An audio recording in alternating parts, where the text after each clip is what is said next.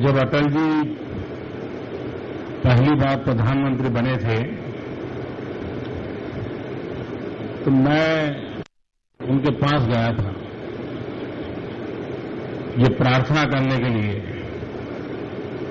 कि अटल जी आप 11 अशोका रोड पर आइए। तो जैसा उनका कार्यशैली थी वो काफी देर तक मेरे सामने देखते रह गए।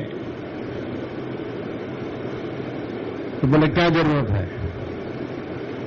तो मैंने कहा था अटल जी तो 11 अशोका रोड पर बहुत बार आए हैं, लेकिन भारतीय जनता पार्टी का प्रधानमंत्री पहली बार आएगा।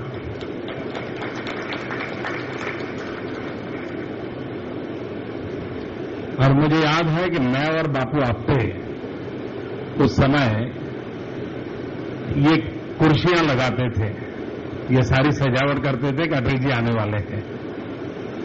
बाहर मालाएं बांध रहे थे। कुछ कार्यकर्ता के हमारे जो कार्यकर्ता आज भी हैं, पुरानी टीम, तो हम लोग एक उत्सव मनाने के मूड में थे उस दिन। और एक अलग ही माहौल था उस दिन, क्योंकि हम लोगों के लिए अपनी पार्टी का प्रधानमंत्री और वो अपने कार्यालय पे आए। उस समय मैं व्यवस्था देखता था और मैं कल्पना नहीं कर सकता हूं कि आज आप सब मुझे ये सम्मान दे रहे हैं। जैसे नड्डा जी बता रहे थे, मैं यही कार्यालय में रहता था, एक छोटे से कमरे में, और कई वर्षों तक यहां कार्यालय के साथियों के साथ काम करने का सौभाग्य मिला है।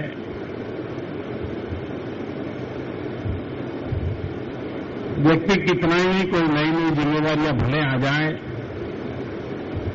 लेकिन जो अपने रूट्स होते हैं उससे अगर वो जुड़ा रहता है तो उसको निरंतर एक नई ताकत मिलती रहती है। तो कार्यालय आने के पीछे मेरा इरादा ये था, यहां से मुझे एक नई ऊर्जा मिले, नई ताकत मिले, नई प्रेरणा मिले, क्योंकि इस धरती का अपना योगदान है। सालों से इस कार्यालय में अनेक अपने महानुभावों ने अनेक नई योजनाएं बनाई हैं, नए कार्य किए हैं, प्रेरणा दी है, परिश्रम किया है। चाहे भंडारी जी हो, चाहे कुशाभाऊ ठाकरे जी हो, ऐसे अनेक वरिष्ठ लोगों ने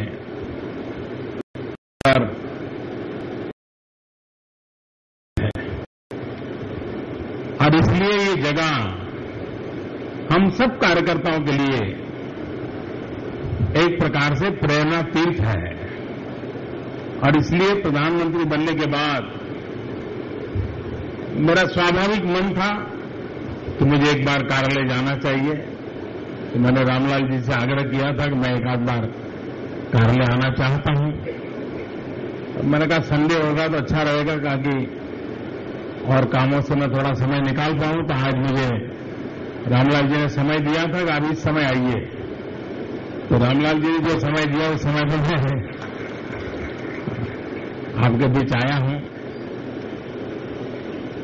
चुनाव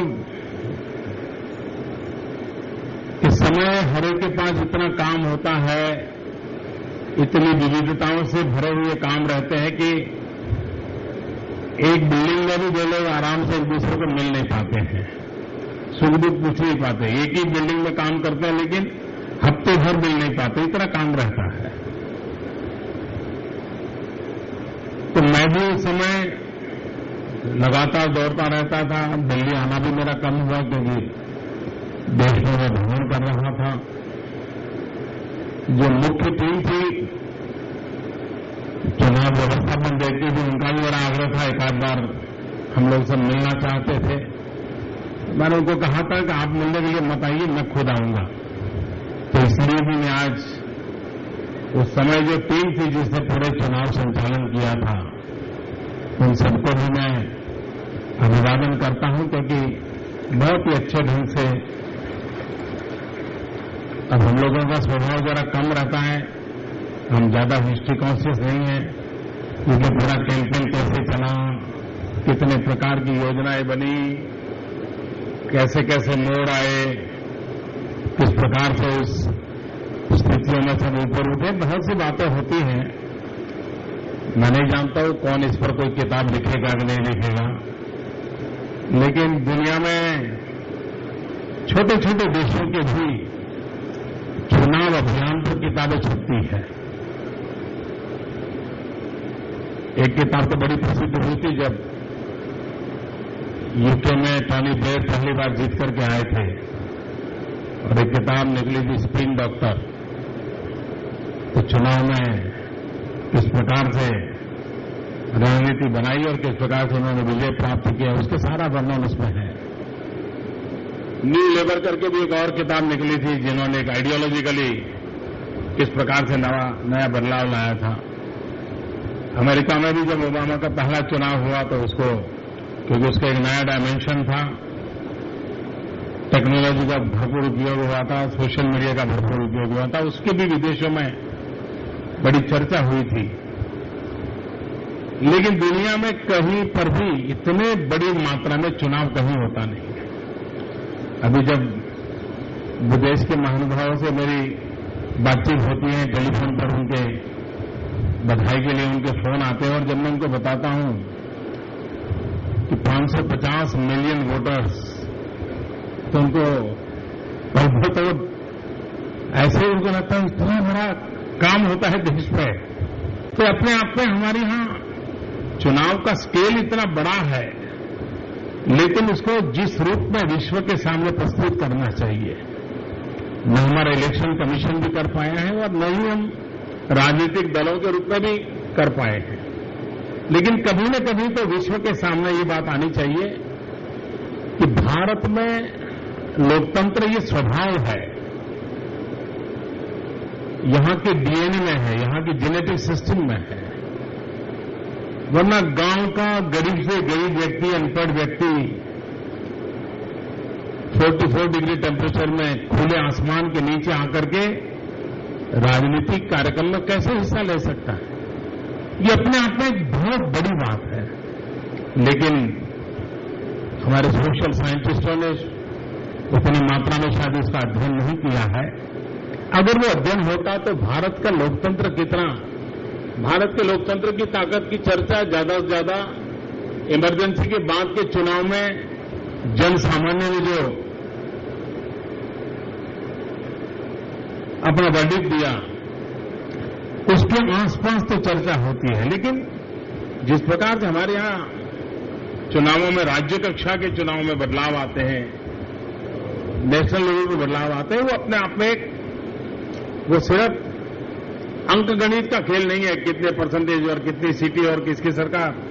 इसके सिवाय भी एक जन सामान्य के डेमोक्रेटिक मन की अभिव्यक्ति का एक बहुत बड़ा ये उत्सव है। उसको जिस रूप में दुनिया के सामने आना चाहिए वो अभी तक तो आता नहीं है, लेकिन आने वाले दिनों में शायद वो जरूर विश्व इसकी चर्चा भी करेगा और विश्व उससे बहुत कुछ पाएगा, ऐसा मेरा विश्वास बनता है। सामान्य मानवीय की सूझबूझ देखिए, अगर ये पूरे हिंदुस्तान में कश्मीर से कन्याकुमारी तक एक कॉमन थॉट प्रोसेस न होता, एक कॉमन स्ट्रांग अंडरकरंट न होता, तो क्लियर कट मेजोरिटी का वर्डिक्ट नहीं मिलता। किसी एक आध राज्य में मिल जाए वो अलग बात है।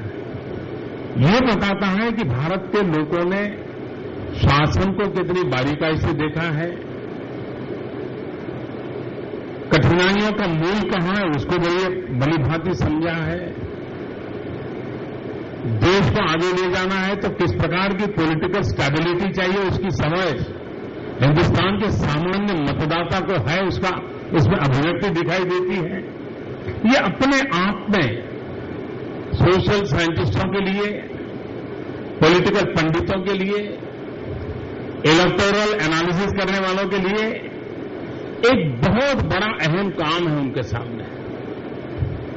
और इसको अगर हमारे देश में तवज्जो दी जाए, यूनिवर्सिटीज आगे आएं और इसका डॉक्यूमेंटेशन करके अगर दुनिया के सामने हम प्रस्तुत करें तो ये अपने आप में एक बहुत बड़ी मिसाल, 21वीं सदी का इतना बड़े चुनाव का एक महत्वपूर्ण टर्निंग पॉइंट, इसकी पूरी 21वीं सदी पर क्या इम्पैक्ट रहने वाला है, ये बहुत बड़ा संशोधन का विषय बनने वाला है।